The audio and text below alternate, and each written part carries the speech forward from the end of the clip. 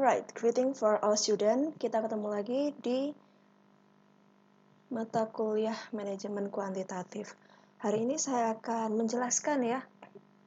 Nggak menjelaskan juga sih, karena kemarin kelompok 2 sudah mempresentasikan materi model transportasi ini dengan sangat baik. Tapi hari ini saya mau menekankan kembali ya beberapa hal terkait metode-metode dalam menyelesaikan model transportasi. Seperti pada modul Anda di modul C berikut. Diharapkan teman-teman setelah mempelajari modul ini, Anda dapat mengembangkan solusi awal untuk model transportasi dengan menggunakan dua metode dasar, yaitu metode titik pojok kiri atas dan juga metode intuitif. Dan juga berikutnya kita kembangkan lagi menggunakan metode yang lebih sophisticated gitu ya, karena sudah mempertimbangkan beberapa hal dengan menggunakan batu loncatan atau sering saya bilang stepping stone. Kemudian kita pun juga bisa menyimbangkan masalah transportasi dan memecahkan masalah degenerasi. Ketika syarat-syarat dalam penggunaan stepping stone tidak terpenuhi, kita menggunakan metode degenerasi. Dan juga saya pikir saya akan bikin part 2-nya video ini dengan menggunakan Excel. Jadi teman-teman kemarin juga waktu diskusi, ada yang bertanya, bagaimana kok datanya banyak? Of course, kita punya banyak tools ya untuk mengerjakannya. Tapi yang paling mudah dan Anda semua pasti punya yaitu menggunakan Excel. Nah, teman-teman siap-siap nih. Nanti saat ini nih video pertama, oke, Anda tinggal mendengarkan saja videonya sambil siapin buku catatannya untuk mengerjakan ya, mengikuti bagaimana cara mengerjakan suatu soal. Tapi nanti di part 2 seperti yang sudah saya janjikan ya. Ternyata teman-teman ada instruksi di rumah aja ini ada bagusnya juga. Anda semua jadinya di rumah pasti punya laptop, jadi nggak ada alasan kalau yang di pertemuan lalu, Pak berat Bu bawa laptopnya. Nah, sekarang nggak ada alasan, semua pasti bisa. Nanti kita akan belajar sama-sama menggunakan Excel Solver. Caranya sangat mudah teman-teman, kalau saya mau ceritakan di awal. Kita tinggal masukkan aja datanya, constraint-nya, kemudian tinggal solve, gitu aja selesai. Nah, tapi bagaimana yang sulit itu menerjemahkan ya, dari soal menerjemahkan ke dalam bentuk Excel-nya tadi. Mungkin itu tantangan. Nanti teman-teman akan pelajari itu semua.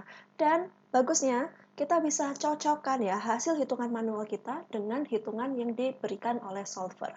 Apakah benar hasil kita sudah optimal atau belum? Nah, ini keren banget ya kelas kita yang kali ini ya. Sekarang part 1, oke, video part 1 kita akan menyelesaikan menggunakan cara manual. Tapi first of all, saya mau bahas dulu tentang dua metode yang paling dasar serta penjelasan ya, metode stepping stone.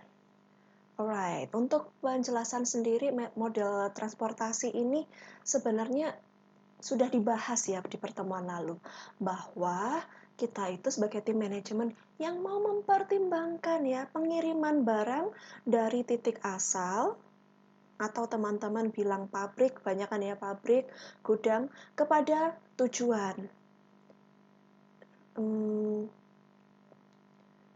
Teman-teman kemarin kalau dari contoh ya dari pabriknya si Tony ya, ada Gary dan New something, yes, ke toko-toko yang ada di Amerika kayak gitu tujuan. Jadi kita punya dua hal ya, dari sumber dan juga dari tujuan. Tentu kalau kita mengirimkan barang ingin biaya terendah ya, sama seperti Anda kalau belanja di Tokopedia ya, pasti dipilih kurir mana ya, jasa pengiriman mana yang biaya transportasinya paling rendah. Demikian juga ini, kita mau ngeset nih, berapa sih jumlah yang bisa kita kirimkan nih ke tujuan yang biayanya terendah.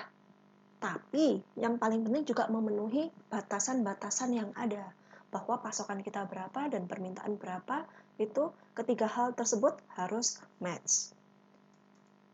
Kemudian kita langsung aja ya, teman-teman di sini di Modul Anda silakan dibuka. Di sini saya juga tampilkan ya, silakan Anda lihat dalam tampilan berikut.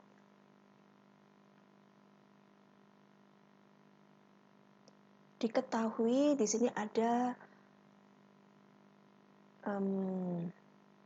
perusahaan ya, kita sebut Arizona Plumbing yang memproduksi beberapa jenis bak mandi. Kemudian perusahaan memutuskan ya pabrik dapat mengirim berapa untuk gudang-gudang tujuan. Di sini disebutkan bahwa biaya pengiriman sebuah bak mandi dari pabrik Des Moines ke gudang Albuquerque membutuhkan biaya $5. Kemudian ke Boston $4 dan Cleveland $3. Kemudian diketahui bahwa gudang Albuquerque tadi butuh 300 unit yang dapat dikirimkan dari berbagai kombinasi. Jadi ke tujuan A itu bisa dikirimkan dari pabrik yang ada di Des Moines, Evansville, and Fort Lauderdale, kayak gitu. Dan informasi biasanya soal adalah bentuknya seperti ini ya teman-teman ya. Ingat ya, soalnya akan berupa soal cerita. Bagaimana Anda bisa menerjemahkannya dalam bentuk tabel. Tentu Anda harus baca dengan teliti ya. Kalau di soal ini sudah ditunjukkan biaya transportasi per bak mandi untuk Arizona Plumbing. Dari ini kita singkat ya, kita beri julukan ya. D ini untuk dari asal pabrik D, pabrik E, dan pabrik F.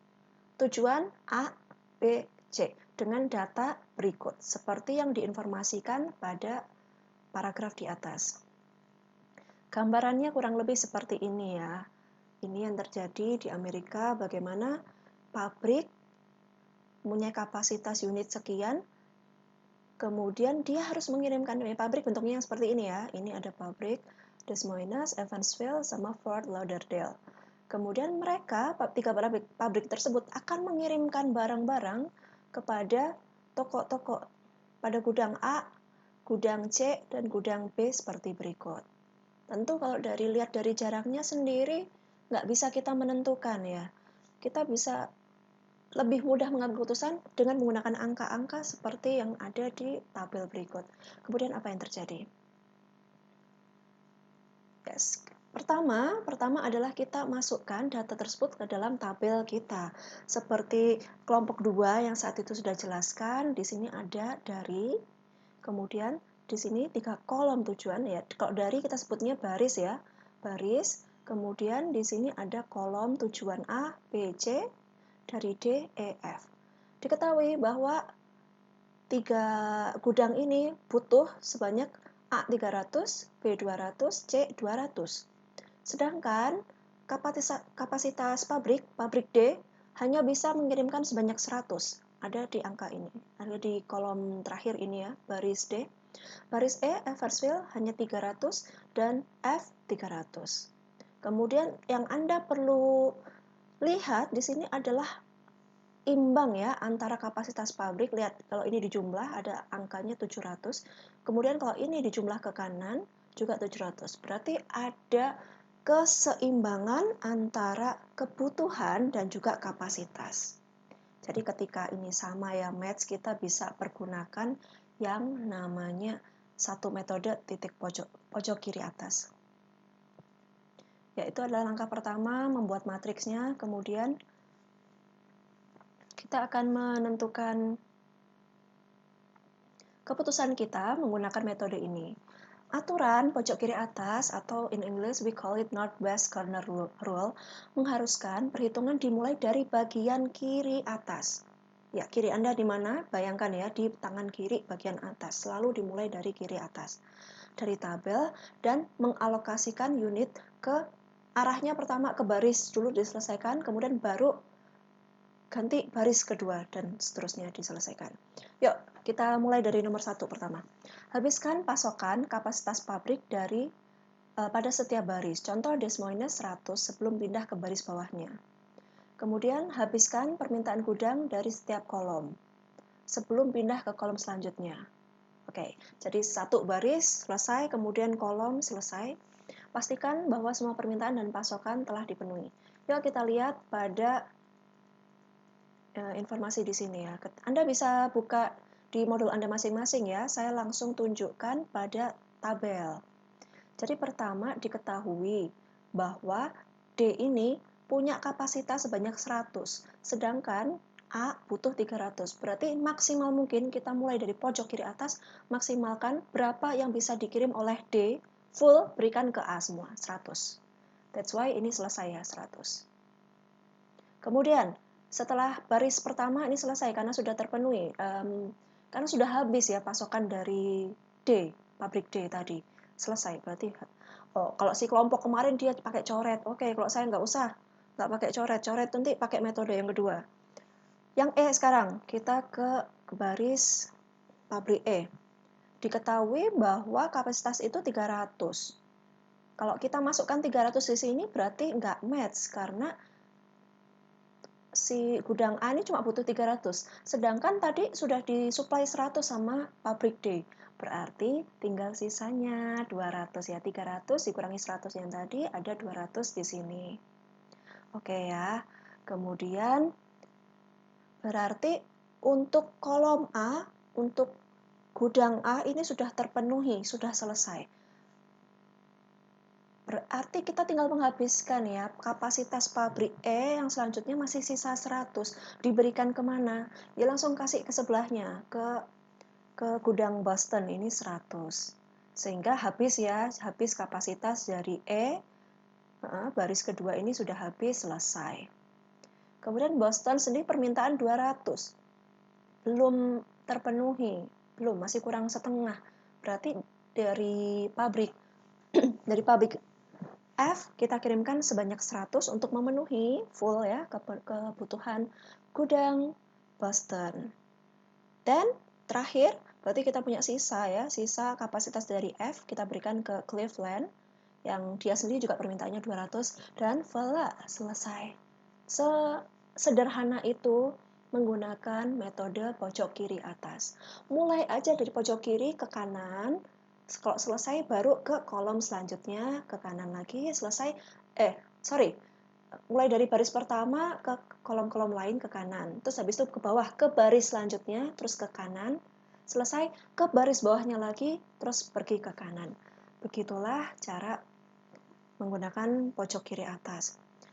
Untuk kalau teman-teman lihat ya di sini alokasinya kenapa sih malah yang dari Evansville ke gudang A ini malah 200 dikirim 200 karena ini biayanya cukup besar loh, $8 per bijinya. Kenapa nggak dikirimkan ke C aja, kan lebih murah. Nah, ini satu kelemahan untuk metode titik pojok, kita tidak memperhitungkan berapa biaya pengirimannya. Kita hanya mempertimbangkan untuk memenuhi kapasitas dan kebutuhan aja, biar match gitu. Makanya kita nanti akan punya metode-metode lain yang sudah lebih modern. Kita pertimbangkan juga biayanya. Seperti contohnya menggunakan metode intuitif. Oke, kita ini dulu ya teman-teman ya. Kalau sampai sini aja memang belum selesai. Ya, saya udah pernah sampaikan. Ini belum jawaban, tapi kita harus perhitungkan ya berapa biayanya. Jadi setelah diisi kolom-kolomnya, 100 ini kalikan biayanya sejumlah 5. Jadi dari D ke A, 100 barang kalikan 5 dan seterusnya, makanya kita akan dapatkan total biaya sebesar 4.200. Sehingga kesimpulannya menggunakan pojok kiri atas, biaya pengiriman adalah sebesar $4.200. Oke, correct me if I wrong ya. Jadi teman-teman silakan tulis di kolom komentar kalau saya salah. Tulis itu, Bu, menit kesekian ini seharusnya sekian gitu. Supaya teman-temannya juga ini ya nggak salah, nggak bingung juga, jadi bantu saya. Yes, good. Kemudian seperti yang saya sampaikan, sekarang kita ke metode kedua, yaitu biaya terendah intuitif. Or we call it intuitive method. Oke. Yes, teman-teman silakan pelajari bahasa Inggrisnya juga ya. Mungkin akan saya tanyakan tidak menggunakan bahasa Indonesia. Bisa aja pertanyaannya, by using intuitive method. Ya, teman-teman juga harus tahu ya, sederhana. Kok nggak semuanya juga in English. Alright.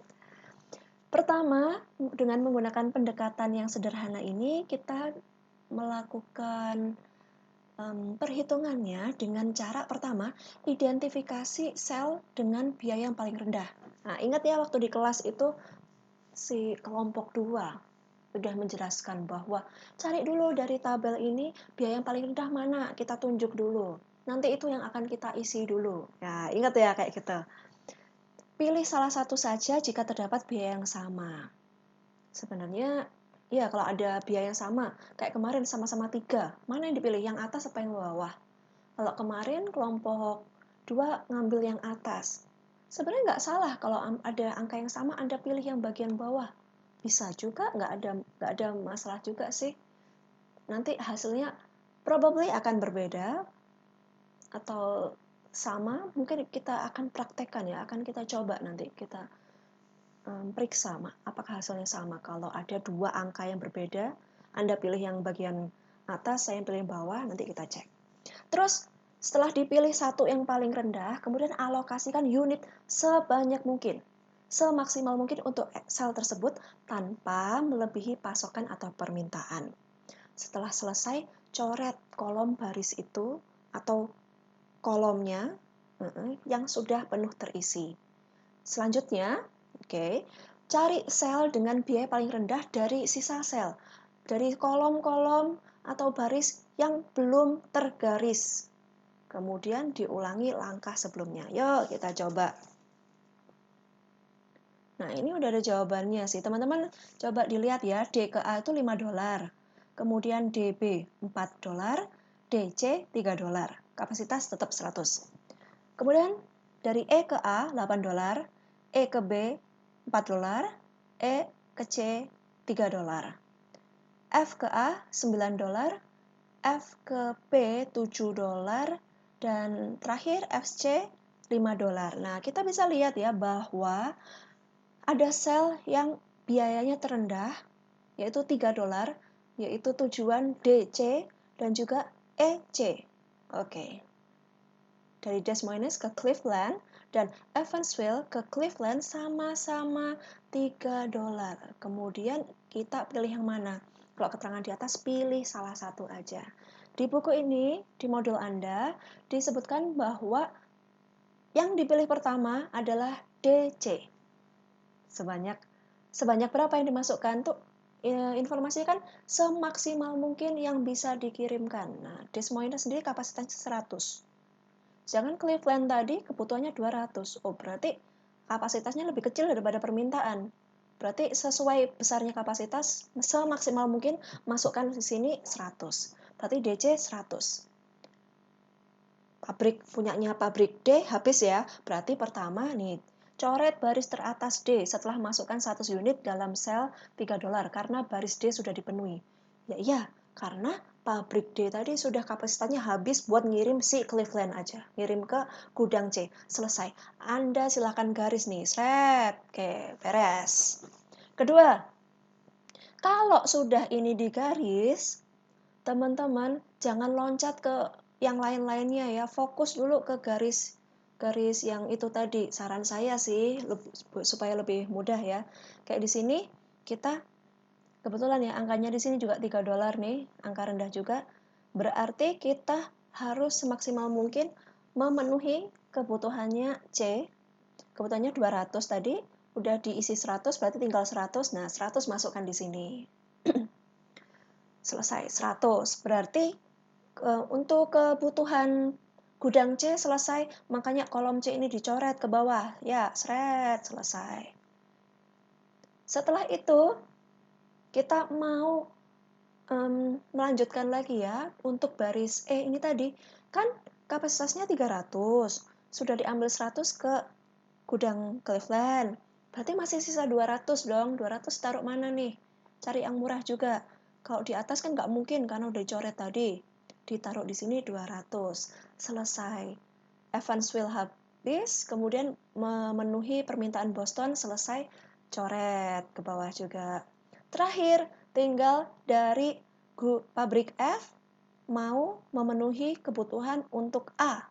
Ya, sama-sama 300 ya, sisanya ya tinggal diisi di sini 300 dan voila, selesai. Kayak gitu. Sampai sini baru matriksnya aja yang selesai ya, teman-teman. Juga jangan lupa untuk menghitung biayanya. Biaya total seperti di bagian sini ya. Teman-teman tinggal hitung saja nih di sini. 100 kali 3 dolar ditambah 200 kali 4 dolar ditambah 100 kali 3 dolar ditambah 300 kali 9 dolar. Menghasilkan angka sebesar berapa nih? Nggak ada informasinya ya. Silakan. Oh, 4.100. Lebih murah 100 dolar ya dibanding yang sebelumnya tadi. Oke. Apakah metode intuitif ini adalah metode yang lebih baik dari pojok kiri atas? Kalau dari satu contoh ini aja, Anda belum bisa menyimpulkan. Karena setelah saya coba ya menghitung di latihan soal, ternyata menggunakan metode intuitif, ada kalanya malah menghasilkan biaya yang lebih besar dibanding metode pojok kiri atas. That's why kita tuh butuh satu metode yang benar-benar optimal kan. Nah, makanya kita masih ada lagi yaitu metode batu loncatan. Jadi metode batu loncatan atau we call it stepping stone method, kita akan bergerak dari solusi awal yang layak ke sebuah solusi optimal. Jadi kalau kita bisa simpulkan, kita bisa katakan bahwa metode pojok kiri atas dan intuitif udah layak karena sudah memenuhi antara kapasitas dan permintaan. Layak. Tapi apakah itu optimal? Nah, itu masih pertanyaannya. Dan metode batu loncatan ini memberikan alternatif jawaban atau alternatif cara lain yang memberikan informasi data yang optimal, ya, solusi optimal. Metode ini digunakan untuk mengevaluasi efektivitas biaya pengiriman barang melalui rute transportasi yang ada. Saat ini kita evaluasi dan kita bisa hasilkan data yang baru yang lebih optimal.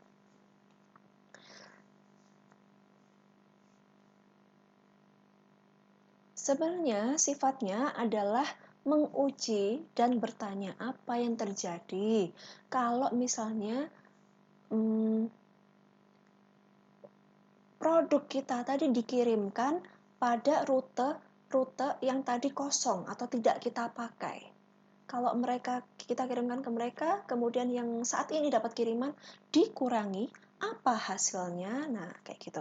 Kurang lebih. Untuk tahapan lebih detailnya, kita lihat dulu di sini ya teorinya. Pilih kotak manapun yang tidak terpakai untuk dievaluasi. Mulai dari kotak ini, telusuri suatu jalur tertutup yang nanti akhirnya kembali ke kotak awal yang melalui kotak-kotak yang terisi. Yang boleh dipakai hanyalah perjalanan secara horizontal dan vertikal. Tapi tetap boleh melangkahi kotak apapun yang kosong atau berisi. Kemudian titik kosong tersebut kita mulai dengan memberikan tanda positif pada kotak yang tidak terpakai. Kemudian kita beri angka negatif di setelahnya ya, di jalur selanjutnya. Kemudian bergantian positif lagi ke jalur selanjutnya, negatif lagi ke jalur selanjutnya, dan kembali positif pada titik awal kita tadi. Terus kita hitung ya indeks peningkatan dengan menambahkan biaya unit. Kemudian mengulangi cara yang sama sampai semua kotak yang tidak terpakai itu terhitung. Di sini tantangannya adalah membayangkan ya jalur rute tertutup mana yang harus kita pergunakan. Saya akan lanjut langsung ke tabel kita tadi. Dimulai dari menggunakan pojok kiri atas. Ingat ya, ini tadi adalah solusi untuk pojok kiri atas. Kita ketahui harus membuat jalur tertutup. Dengan menggunakan start adalah titik yang tidak terpakai. Air, ya teman-teman bilang kelompok sebelumnya tadi ini adalah air. Jadi DB adalah air, sedangkan DA, EA, dan EB adalah daratan. Kita mulai harus dari air dulu. Air harus kasih tanda positif. Karena di situ nanti kita akan bangun ya batu loncatan kita ya, batu kita, tempat untuk berpijak di situ. Kemudian semula kirimannya 0 akan kita isi. Jadi kita akan mengirim ke situ yang mengakibatkan kiriman ke tempat lain berubah. Jadi DB akan saya kasih tanda positif, kemudian DA akan saya beri tanda negatif. Ya ini harus apa namanya? Harus gantian ya, habis positif negatif gitu. Jalurnya tertutup dan gantian. Terus DE karena tadi atas udah DA tadi negatif, maka EA harus menjadi positif. Terus EB tandanya negatif. Wes gantian kayak gitu. Alurnya kalau teman-teman kelompok 2 kemarin bilang berlawanan dengan jarum jam. Oke, kita ikuti berlawanan. Jadi dari titik DB ke kiri ya, ke kiri berlawanan dengan tanda seperti itu tadi. Kemudian bagaimana mengisinya? Teman-teman kelompok 2 juga bilang kalau gini, di tanda yang negatif tadi ada angka berapa ya, kayak gitu. Nah, teman-teman bilang angka terkecil ya, angka terkecil dari yang punya lambang negatif. Oke, kalau di sini kebetulan sama nih, jadi 100. 100 akan kita pindah ya. Jadi mau kita pindah di DB ini kita kirim 100. Kemudian DA karena sudah dipindah ke kanan ya, supaya keseimbangannya juga tetap, jadinya 0. Lah kalau di sini 0, di sini harus nambah 300 dong. EA-nya akan jadi 300. Terus yang tanda positif berarti dikurangi 100 juga, karena 100 udah dialokasikan ke daerah yang lain. Berarti kita punya data baru sebesar, kalau bisa bayangkan ya, berarti di sini 100, di sini 0, di sini 300, dan di sini ya, di sini 100, di sini 0, di sini 300, di sini 0 juga. Oke. Yes. Oh, sepertinya saya kelewatan sesuatu ya, teman-teman ya. Sebenarnya sebelum ngasih ini tadi, mengalihkan apa namanya? Kiriman ini tadi, sebenarnya kita hitung indeksnya dulu sih. Jadi kalau misalnya plus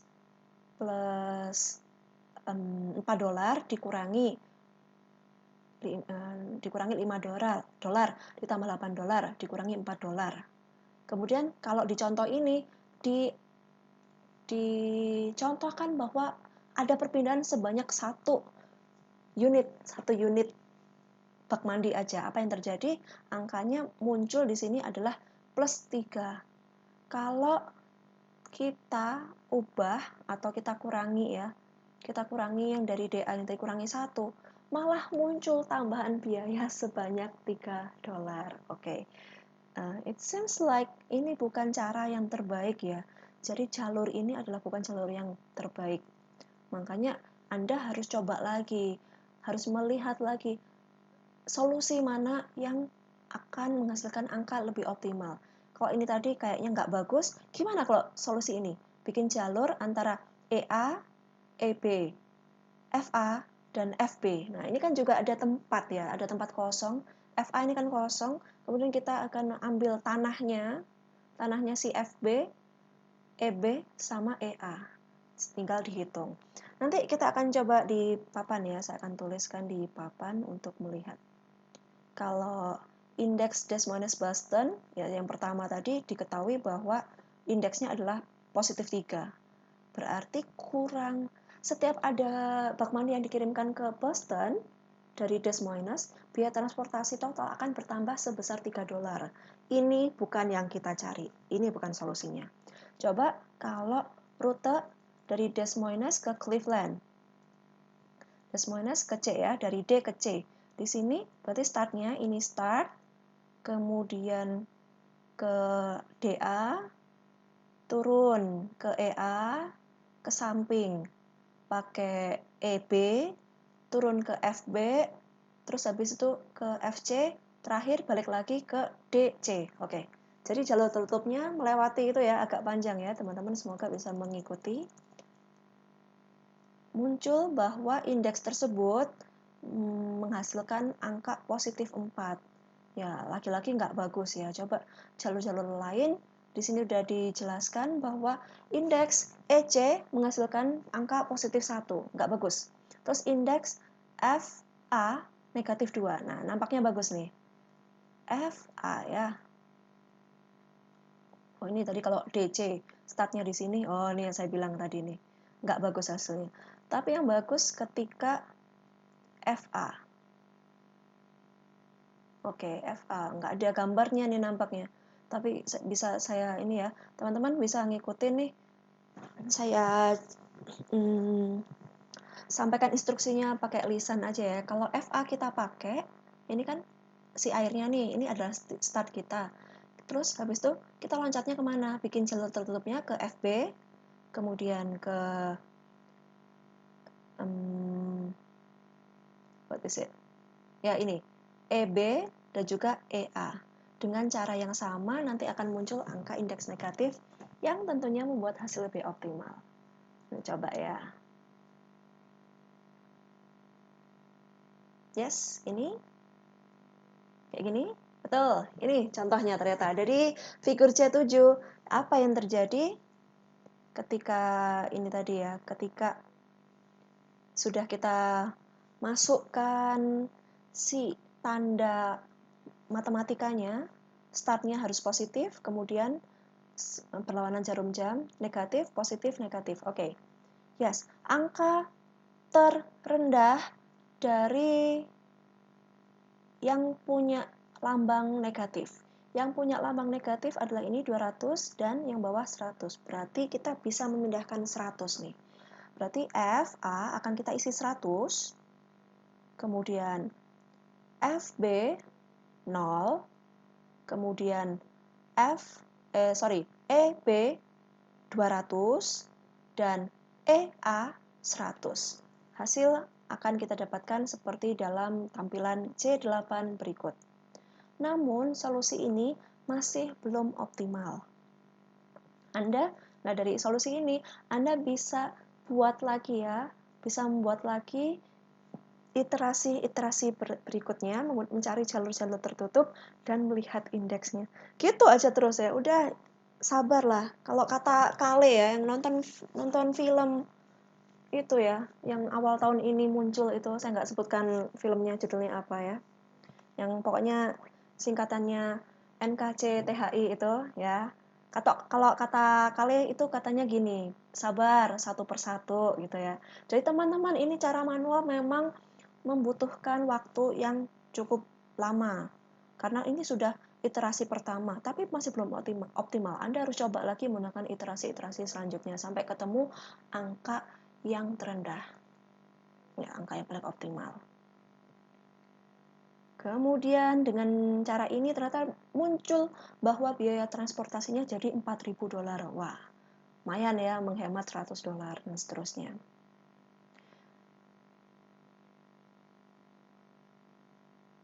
Ini ada informasi. Walaupun melihat figur C8, masih terlihat ada solusi yang diperoleh belum optimal.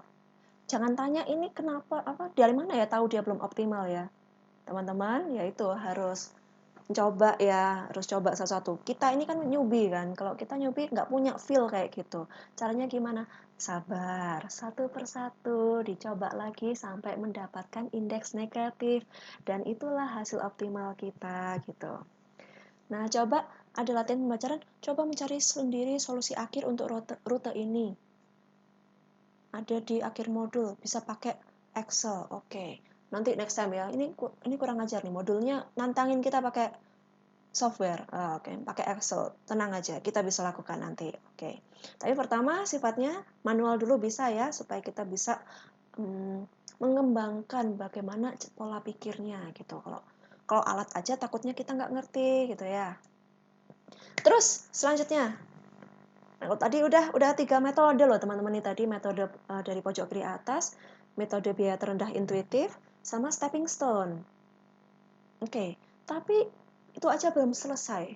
Karena di 3 contoh yang kita pelajari tadi, antara kapasitas dan pasokan itu sama. Padahal dunia nyata, permintaan tuh tidak sama dengan pasokan. Sama seperti Anda udah sayang-sayang tapi ternyata dianya nggak sayang, nggak sama, sayangnya nggak seimbang.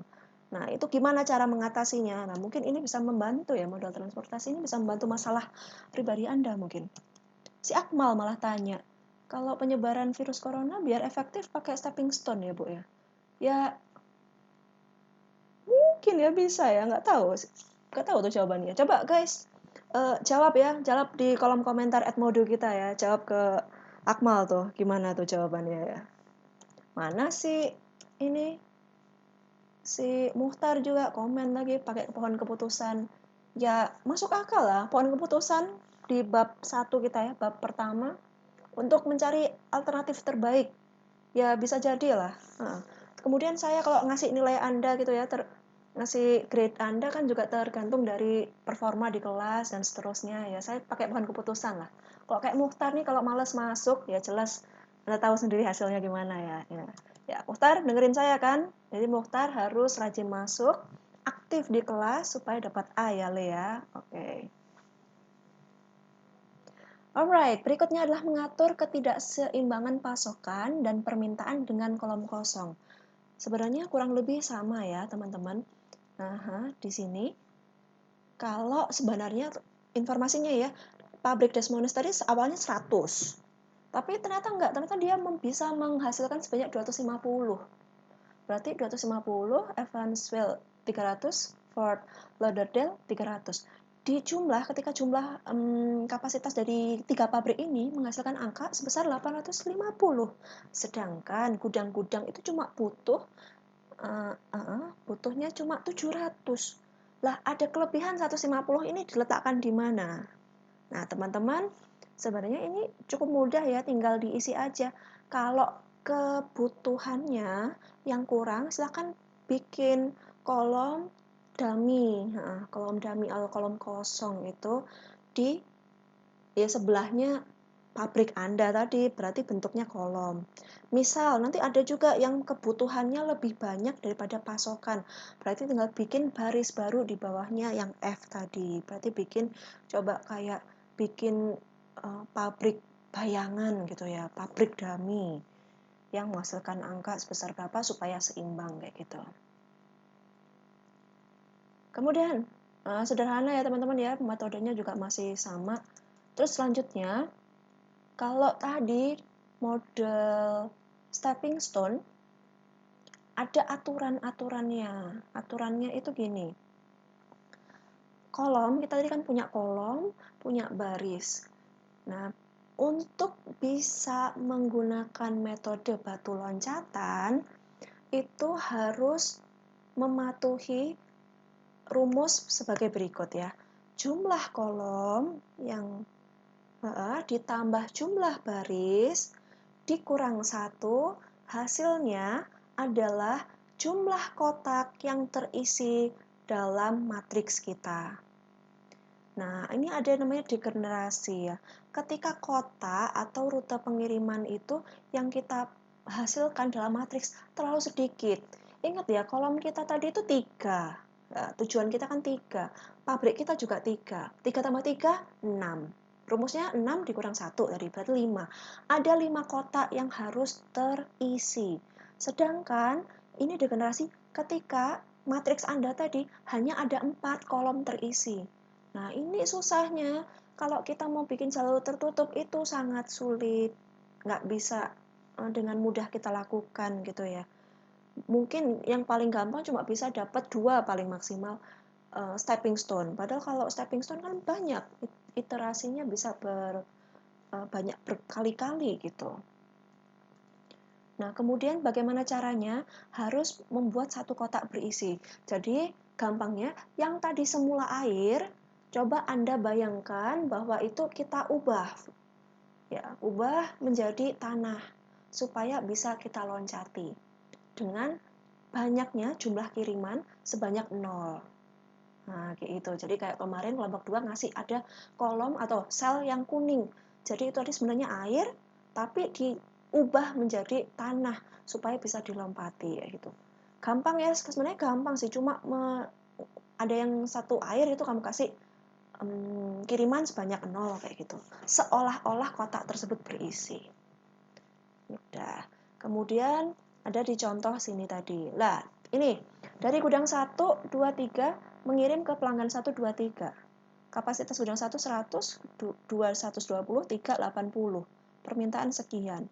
Ini sama ya antara pasokan dan juga permintaan 300. Tapi solusinya adalah ini dari gudang 1 ke pelanggan 1 100. Kemudian gudang 2 ke pelanggan 2 100. Terus gudang 2 ke pelanggan 3 20, gudang 3 ke pelanggan 3 80, selesai. Kotak terisi hanya 4, lihat yang ungu nih, 1, 2, 3, 4. Padahal rumusnya tadi gimana? Jumlah kolom, nah kolomnya ada 3. Jumlah baris, 3. Dikurang 1, berarti 3 tambah 3 kurang 1, 5. Tapi kita sendiri hanya punya 4 kotak yang terisi. Berarti ini adalah masalah degenerasi. Caranya bagaimana solusinya? Ubah yang air tadi jadi tanah. Pura-puranya di sini nih. Gudang 1 kedua kita pakai jadi tanah dengan 0 jumlah kiriman. Wes, kasih 0 aja di sini, nanti akan bisa membantu kita ya, membantu kita untuk membuat metode batu loncatan. Loh, kalau ini misalnya diisi, kita bikin batu loncatannya dari 11, 12 ini, 21 sama 22, udah jadi jalur tertutup, kayak gitu. Yes, cuma kayak gitu aja. Kemudian kita baca rangkumannya yuk guys. Kita udah baca pelajari apa aja nih. Modal transportasi merupakan bentuk pemrograman linier, digunakan untuk membantu mencari solusi biaya terendah pada permasalahan pengiriman. Metode pojok kiri atas atau metode biaya terendah intuitif dapat digunakan untuk mencari sebuah solusi awal yang layak. Garis bawahi layak. Solusi awal yang layak.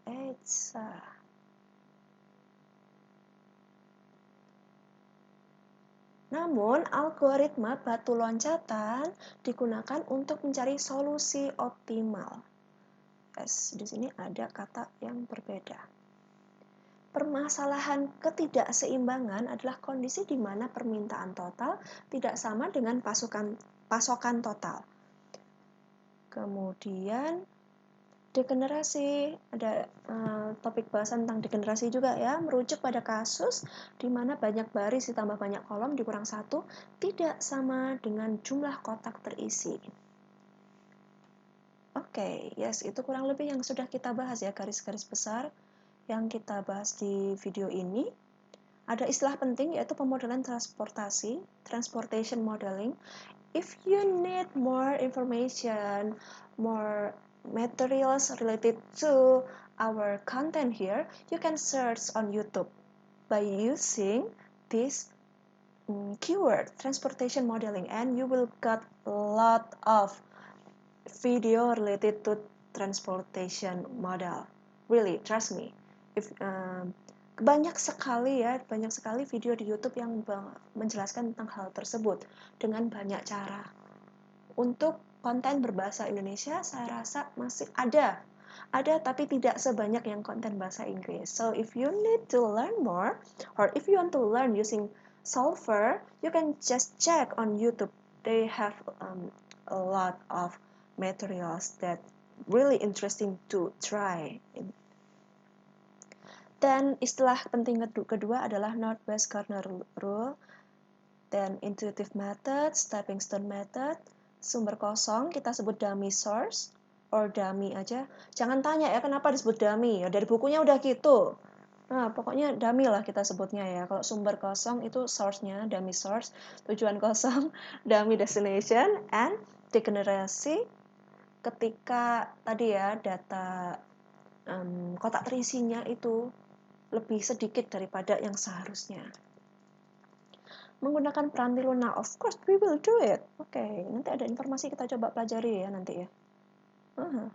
Oh iya, tampilannya teman-teman kalau di contoh ini tadi, kalau saya lihat ya Excel yang ada di modul ini berbeda dengan tampilan Excel saya.